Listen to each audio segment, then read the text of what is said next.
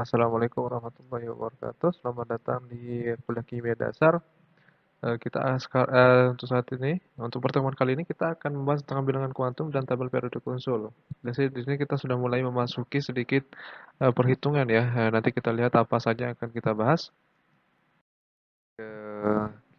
Untuk kita akan mulai dengan bilangan kuantum dulu ya. Sebelumnya kita sudah ini ya melihat tentang atom kuantum gitu untuk apa namanya untuk teori kuantum ya. Nah, sedangkan ini adalah bilangan kuantum. Jadi ada 4 bilangan kuantum yang perlu kita ketahui di sini. Yang pertama itu ada bilangan kuantum utama dan bilangan kuantum momentum sudut. Kemudian ada bilangan kuantum magnetik. Nah, yang ketiga ini dalam mekanika kuantum itu diperlukan untuk menggambarkan distribusi elektron dalam suatu atom. Kemudian ada yang satu lagi, ada bilangan kuantum spin ini digunakan untuk menggambarkan sifat satu elektron. Jadi dia itu bergerak kemana gitu. Spin itu kan putaran. Jadi nanti di sinilah pergerakan elektronnya dalam atom itu kemana gitu, kiri apa kanan dan lain sebagainya. Nah, yang ketiga tadi, yang satu, 2, 3 di atas itu merupakan bilangan kuantum ini tidak menunjukkan tempat orbital sebuah elektron berada. Jadi di mana dia sebenarnya gitu, orbitalnya gitu. Kemudian spin itu tadi untuk melihat kemana arahnya gitu. Pertama kita akan lihat tentang bilangan kuantum utama. Ini lambangnya adalah n kecil ya. Ini di SMA sudah juga pasti.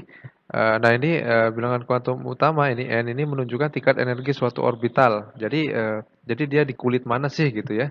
Dalam atom itu, dalam apa? Ya dalam atom itu elektron itu di orbital mana gitu. Jadi di orbitnya di mana tuh gitu? Atau lintasan yang itu di mana gitu? Misalkan kulit ke satu, kedua, ketiga, dan keempat dan sebagainya ya. Satu itu paling dalam nih, dekat dengan apa namanya? Yang dekat dengan intinya gitu. Dan selanjutnya terus, nah itu berbeda energinya. Nah, di sini dengan N ini kita bisa tahu tingkat energinya. Kemudian tentu ya, karena satu 2 3 4 dan seterusnya kulit ini itu berbeda merupakan berbeda dan pasti jaraknya juga berbeda dari inti atomnya seperti itu. Selanjutnya nah, di sini ada bilangan kuantum momentum sudut atau azimut yang bisa disebut azimut. Itu lambangnya L kecil ya. Ini L bukan I, L kecil. Apa itu? Nah, ini adalah menyatakan bahwa bentuk orbital itu seperti apa sih gitu. Jadi jadi di sini sudah ada ketika nilainya L maka nilainya adalah nol. Kalau nilainya nol maka orbitalnya bentuknya S atau bola. Kemudian ada L1 itu orbitalnya bentuknya P itu balon terpilin. Kemudian kalau L sama dengan 2 itu orbitalnya D, kemudian L sama dengan 3 itu orbitalnya F gitu. Kemudian jadi untuk subkulit nih ya, pada kulit ke N harga L yang mungkin itu L-nya sama dengan nol atau sama dengan N-1. Misalkan contohnya di sini N sama dengan 1 maka nilai L-nya pasti nol gitu ya. Tadi N itu yang utama, momentum utama yang tadi. Ya, kemudian N sama dengan 2 berarti L sama dengan nol atau 1. Nol dan 1 gitu ya. Nah, bentuk orbital tadi yang 0, L sama dengan 0 itu pasti 1S gitu. Kemudian yang 0, 1 itu 2S dan 2P, dua subkulitnya gitu. Subkulitnya ada dua gitu. Gitu ya. Kemudian selanjutnya tadi contohnya S sama dengan 2 ini, misalkan kalau kita masukkan kan 0 ya. 0 sampai dengan 2 kita masukin 2 min 1 berarti 1 gitu. Nah, makanya 0, 1. Nah, selanjutnya dan lain sebagainya gitu. Dan seterusnya. Setelah itu orbital-orbital atom tadi yang S dulu, ini S, paling kiri S. Nah, orbital S seperti ini bola, kemudian apa namanya lingkaran seperti ini ya. Ada lintasan-lintasannya, kemudian yang sebelah kanan ini orbital P, jadi ada balon-balon tapi terpilih gitu, terpusat. Selanjutnya di sini ada orbital D. Nanti kan ada SPDF ya. Nah, ini dia nih. D, kemudian orbital F seperti ini. Balon juga cuma agak acak gitu seperti ini. Oke, kita lanjutkan. Nah, sekarang kita bilangan kuantum magnetik lambangnya M ya. Cara ini menggambarkan arah orientasi ruangan orbital. Jadi pada subkulit L ini memiliki nilai L yang mungkin adalah min L. Jadi koma dalam kurung min L plus 1, 0 dalam kurung plus L min 1, kemudian plus L. Jadi pada subkulit S, L itu sama dengan 0, M itu pasti sama dengan 0. Jadi tidak punya arah orientasi ruangan kemudian ada untuk subkulit P, L-nya sama dengan 1, kemudian M-nya yang mungkin lah minus 1, 0, plus 1.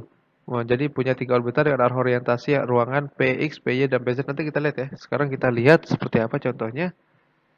Mana dia? Nah, subkulit S ya. Subkulit S nilainya adalah L adalah 0. Nah, dia tuh punya subkulit itu apa namanya? 1 itu ya.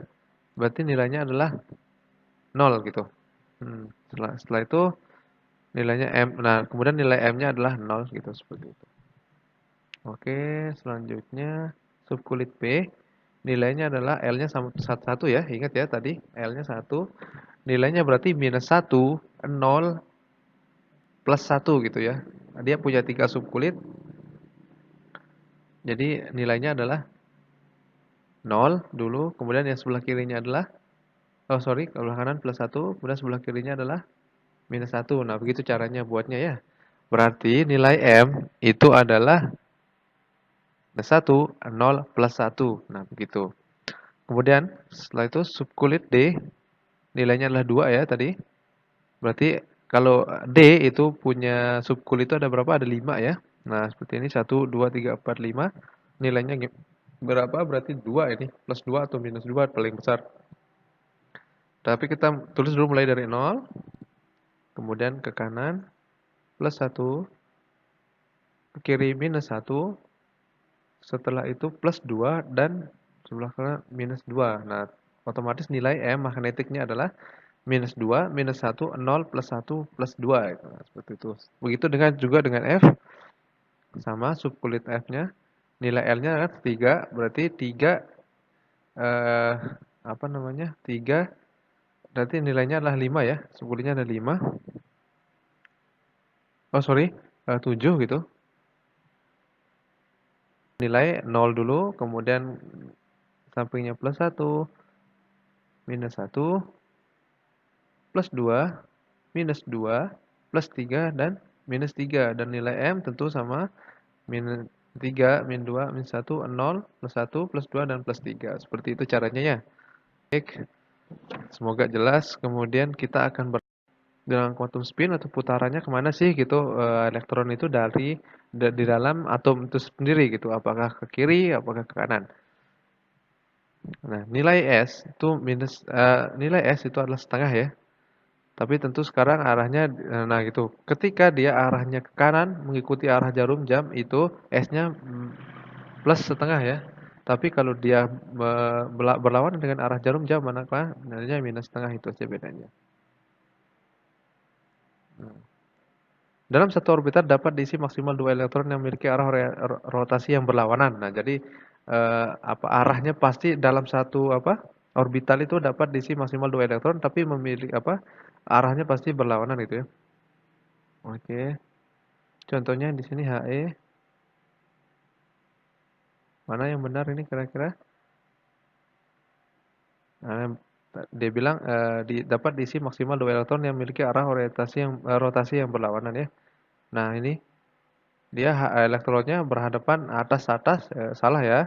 Karena dia atas-atas, di sini juga ada bawah-bawah, dia juga salah. Dia harusnya berlawanan seperti ini, atas dan bawah. Nah, gitu. Dan maksimal ada 2, enggak boleh 3 gitu. 1 boleh. Gitu, oke.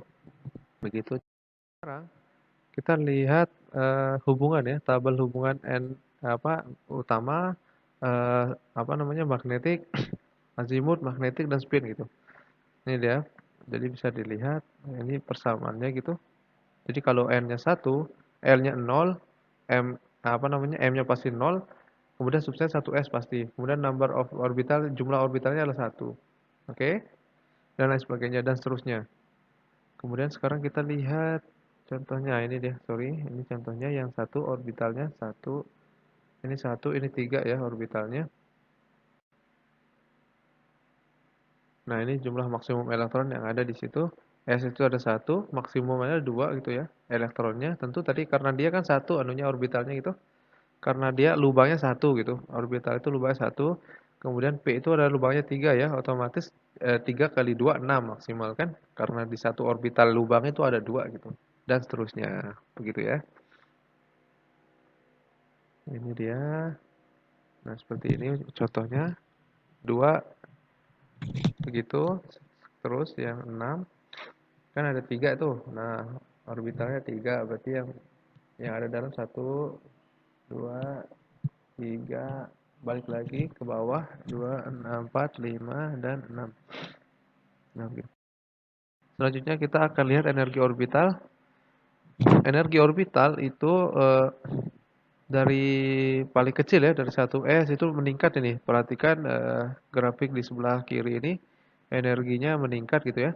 Dari 1s, 2s, 2p, kemudian 3s, sorry 1s, 2s, jadi terus meningkat ke atas ya, seiring dengan meningkatnya orbital ya, sorry kulit atom gitu.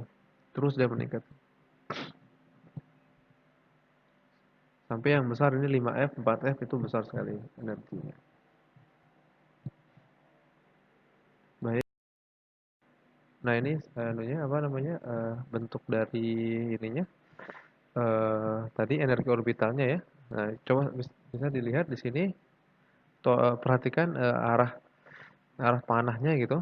Jadi subkulit ini perhatikan arah panahnya. Nah, kita mulai dari bawah nih yang paling rendah. Jadi 1S dulu, kemudian 2S ke atas, kemudian ke atas lagi 2P dan ikutin apa arah panahnya ke 3S gitu. Oke. Selanjutnya 3P ikutin panahnya lagi ke atas 4S, kemudian 3D, 4P, 5S, selanjutnya 4D, 5P, 6S, 4F, 5D, 6P, 7S, 5F, 6D, 7P, 6F, 7D dan 7F. Kalau kita tulis seperti ini. Nah, gini. Bisa dilihat ya. Baik. Sekarang kita akan lihat konfigurasi elektron seperti apa. Nah, ini kita ambil satu apa namanya? Satu satu apa istilahnya? Kita ambil satu atom ya di tabel periodik unsur. Misalkan kita ambil P, P itu elektronnya ada 15 gitu. Konfigurasinya seperti apa? Ini dia satu s tadi ya. Kalau ini satu s dua s dua p enam tiga s dua dan tiga p tiga gitu. Nah, untuk melihat konfigurasi elektron itu kita lihat yang subkulit yang paling belakang ya, 3p3 ini. Maka kita akan dapatkan N-nya sama dengan 3. N ini lihat dari ini saja. Dari koefisien yang di depan ini, depan P ini atau depan S ini 3. Nah, misalkan yang 2S2 ini berarti 2 itu situ. Kemudian nilai dari L itu karena P kan 1 ya. Tadi P1 jelas. P1. Kemudian kita lihat sekarang yang 3 ini. M-nya di sini elektronnya ada 3, sorry P itu kan ada L-nya sama 1 berarti M-nya ada 3 ya. 3 orbital. Nah, maksimal di sini eh, ada 6 ya, 6 elektron. Tapi kita punyanya 3 elektron nih. Oke, sorry kita lihat dulu M-nya nilainya berarti 0 tadi ya. Ruangannya plus 1 dan minus 1. Kemudian kita lihat, nah ini kita isi elektronnya 1, 2, 3 gitu ya. Karena cuma 3 gitu. Dan ngisinya harus berurutan 1, 2, 3 seperti itu. Nah, kita lihat sekarang yang ini, yang terakhir ini, yang terakhir terisi gitu ya. Adalah plus 1, berarti M itu adalah nilainya plus 1 gitu. Nah, lihat yang terakhir diisi ini. Mana yang terakhir misalkan dia elektronnya 4 berarti kan 1, 2, 3 kembali lagi ke min 1. Nah, itu nilainya berarti M minus 1 gitu. Tapi ini karena dia berakhir di plus 1, maka dia plus 1 gitu. Dan spin untuk putaran, lihat yang terakhir itu. Nah, terakhir pengisian terhadap maka nilai S-nya dia lihat terakhir dia hadap mana? Nah, kalau dia hadap atas itu berarti plus positif. Coba lihat aturannya. Nah, ini dia. Ingat, ketika yang terakhir itu hadap atas ini panahnya berarti nilai spinnya plus setengah berarti dia bergerak apa namanya? Searah jarum jam sedangkan ketika misalkan dia terakhirnya ada bawah itu berarti nilainya adalah minus setengah berarti dia berputar berlawanan dengan arah jarum jam. Nah, seperti itulah untuk konfigurasi. Nanti kita lihat ada aturan-aturan yang membatasi ini ya cara apa namanya? Cara melakukan apa namanya? Konfigurasi gitu seperti itu. Baik, kita akan lihat di slide selanjutnya. Nah, ini latihan ya, silahkan dibuat sama persis tadi seperti itu. Silahkan nanti dikumpulkan ya. Baik.